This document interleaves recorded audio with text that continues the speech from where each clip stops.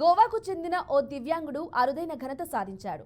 టీమ్కేష్ కౌశిక్ అనే వ్యక్తి ఎవరెస్టు ఎక్కాలని లక్ష్యంగా పెట్టుకుని పట్టుదలతో కృషి చేశాడు. 2 కాళ్లు, 1 చెయ్యి లేకపోయినా ఎవరెస్టు బేస్ క్యాంపు వరకు చేరుకున్నాడు.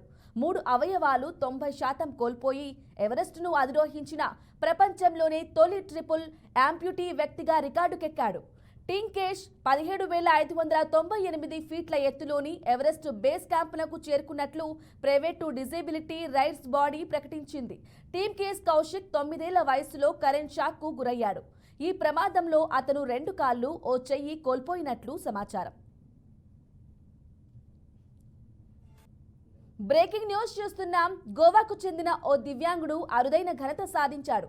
టింకేష్ కౌశిక్ అనే వ్యక్తి ఎవరెస్టు ఎక్కాలని లక్ష్యంగా పెట్టుకుని పట్టుదలతో కృషి చేశాడు.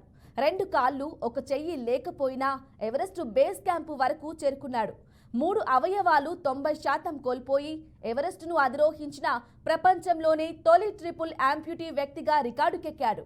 టింకేష్ 17,598 ఫీట్ల ఎత్తులోని ఎవరెస్ట్ బేస్ క్యాంపునకు చేరుకున్నట్లు ప్రైవేటు డిజేబిలిటీ రైట్స్ బాడీ ప్రకటించింది. టింకేష్ కౌశిక్ 9 ఏళ్ల వయసులో కరెంట్ షాక్కు గురయ్యాడు. ఈ ప్రమాదంలో అతను 2 కాళ్లు, 1 చెయ్యి కోల్పోయినట్లు సమాచారం.